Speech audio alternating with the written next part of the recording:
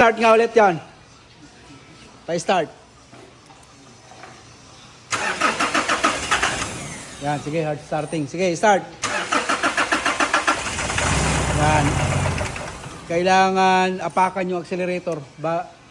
Sige, start ulit. Tanggalin yung karang cylinder, under yan. Yan ha? Kailangan apakan mga sir, tapos usok. Ngayon naman, huhugutin yung sakit ng crankshaft sensor ng ating kalyabe. Nakahugot yung sakit? Oh, under yun. Start mo daw. Start yan.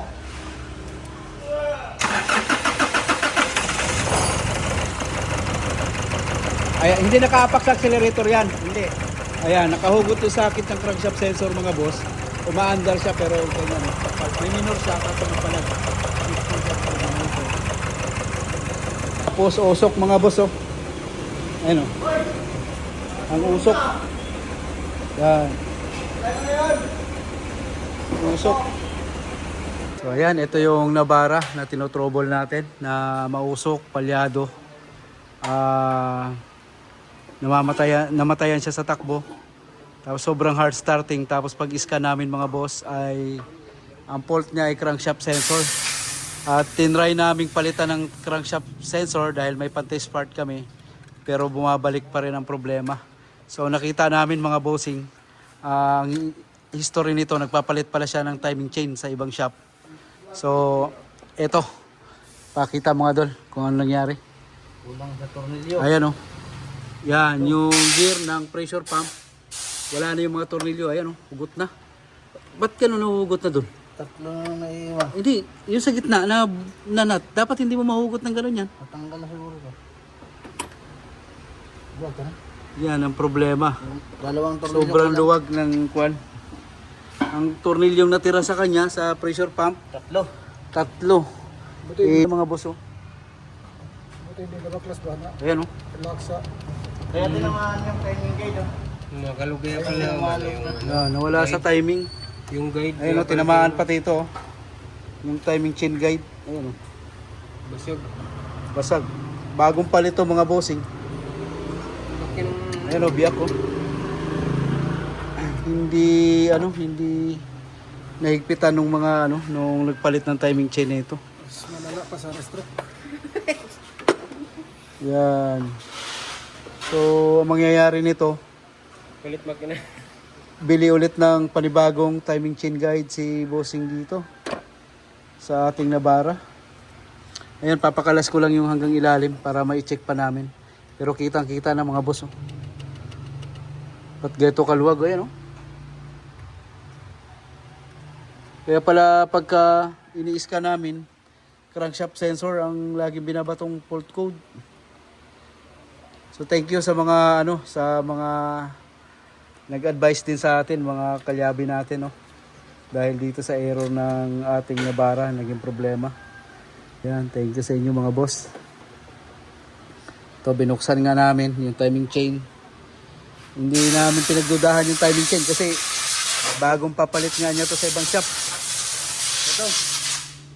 Hindi namin pinagdudahan tong timing chain kasi bagong paggawa nga niya to sa ibang shop. So, yun. Nung pabalik-balik na yung fault code ng crankshaft sensor, ayun, at hindi na namin matiis, binuksan na rin talaga namin yung pangharap nito. At hindi nga tayo nagkamali mga boss. Ito. Malapit ng tumalsik. Ito, kinain na. Ayan. Gastos na naman to, malala. Ang tatawagan natin si may-ari nito pag nakalas ni Kalyabing Chammer yung pambaba nitong timing chain cover. Alright, update ko kayo mga boss kung mapapaandar natin tong ating nabara. Ito, tinuwing to dito, papunta rito sa atin sa shop. Kala nga namin fuel injector ang problema po, so hindi naman fuel injector. Napapakita ko rin sa inyo yung usok na nangyayari. Nung napaandar namin, mausok. Tapos, kailangan laging apakan yung accelerator pedal bago siya umandar. Pagka binitawan mo, patay yung makina. Pag bunutin yung crankshaft sensor. O, pagka binunot mo yung crankshaft sensor socket, umaandar. Pero sobrang palag, no? Pag dinilit mo yung code ng crankshaft, nadidelete naman, mamaya-maya, babalik. So ayan, dito na nga, binuksan ulit natin yung timing chain na pinagawa ni boss. Ayun, sablay yung pagkagawa. Kinain yung timing chain guide, buti hindi na tumalsik. Malapit na tumalsik. Alright mga boss, update ko na lang kayo. Tanggal na ni Galyabing Chammer yung timing chain cover dito sa baba. Mga boss, ito yung sinasabi ko na nalaglag yung mga tornilyo ng pressure pump, no? Ito nakuha na ni Chammer yung isa. May isa pa. Putol-putol. Yung isa, may isa pa kami nga hanapin dito. Kasi yung magnet natin dun, yung magnetin natin. Napaka saklap na nangyari dito. Wala pa yatang isang buwan tong pinagawa ni Sir yung timing chain niya. So ganito na nangyari. So hanapin ni Galyabing Champa yung isang tornilyo na para dito.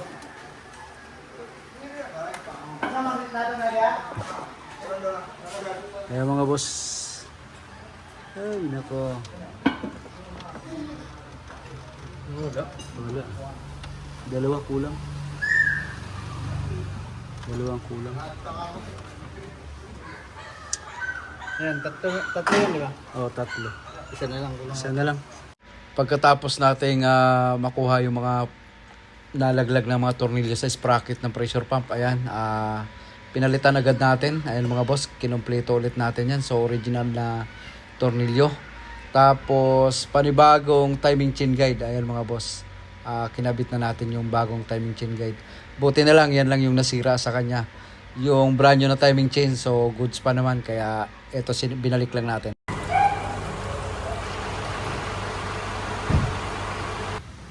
Okay, fire.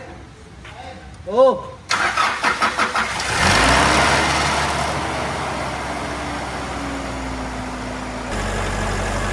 Ito na yung scanner. Ano natin?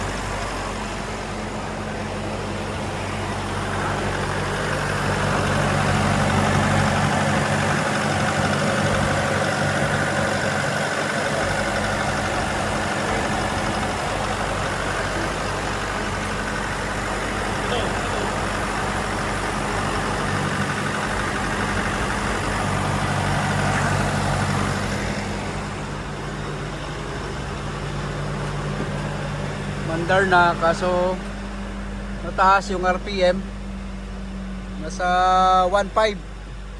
So iscan natin muna. Oh my god.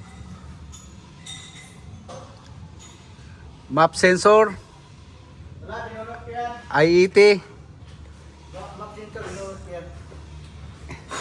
yung intake air kwan, IET, yung sa intake, hindi singaw. Yan mga boss, dahil mataas nga yung idle natin pag start, gagawin natin dito, initialize lang natin, tapos i-erase lang natin yung mga code kasi merong hindi nakasaksak na mga sakit sa IET, tapos sa ECT, sa engine coolant temperature. Kaya ayun, aayusin natin. So titingnan natin yung under nito pagkatapos natin gawin. Problema pa pala nito ay meron siyang code, wala siyang code sa injector coding. So i-injector coding din natin to mga boss kasi parang naka-erase lahat yung sa injector coding niya.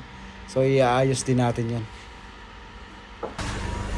Ngayon mga boss, naka-start na yung labara natin. Patayin ko ulit. Tapos on, start.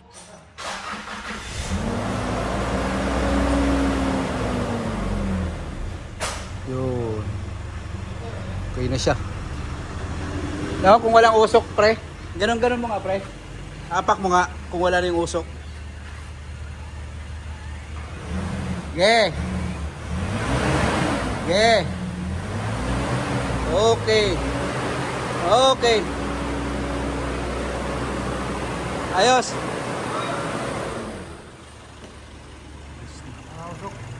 Wala na. Hindi kagaya dati na paging.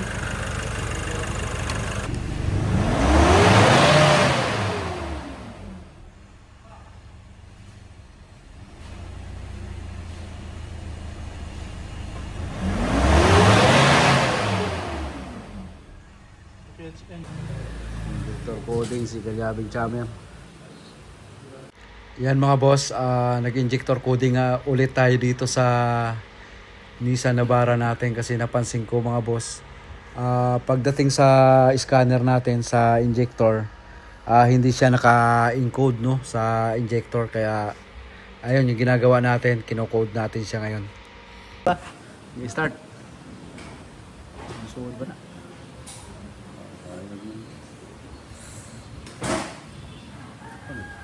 Yaro. Agoy. Hoy! Sulod oh. Sulod yun. Command complete.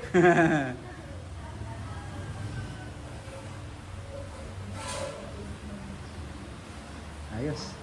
Oh. Back na ko ha. Ilaw. Tingnan mo nga. Wow! Ay, pumasok. Ayos. Tapos, Injector coding. Code. Injector, ano muna yan? clear mo natin.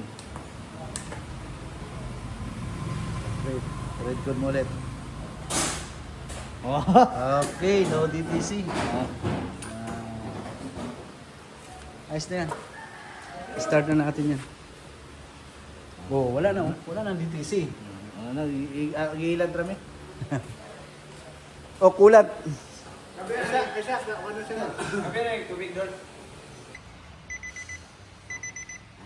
So ayun mga boss, start ulit natin yung ating Nissan Navara na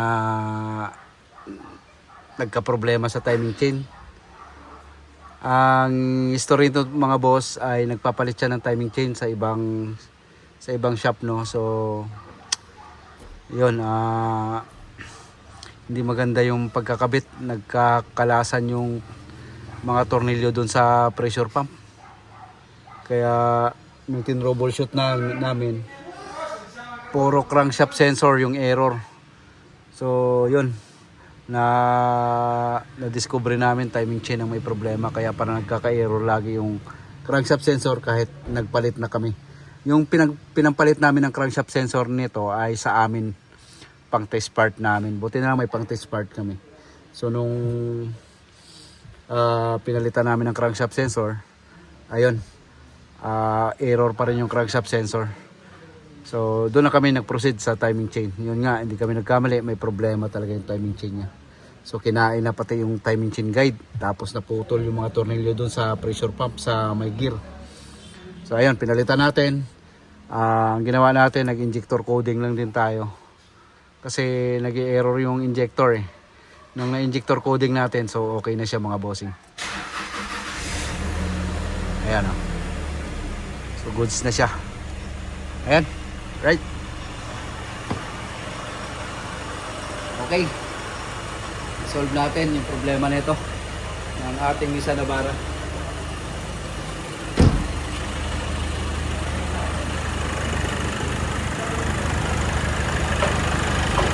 Bleeding na lang ng coolant. Nag-coolant na rin tayo.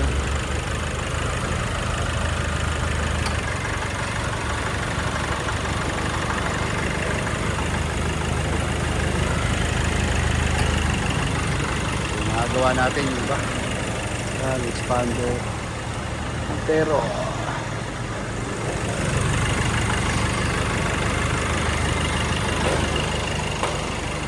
so yung mga boss, for release, i-release na natin yung Navara ni Bossing. So wala na rin tong usok. Ayan o. Goods na. Alright mga Bossing. Ito yung pinalitan natin, yung bolt ng pressure pump sa sprocket tsaka timing chain guide. Ayan. So goods na mga Bossing. At shout out din kay Emilio Duaman. Ayan boss, shout out po sa inyo.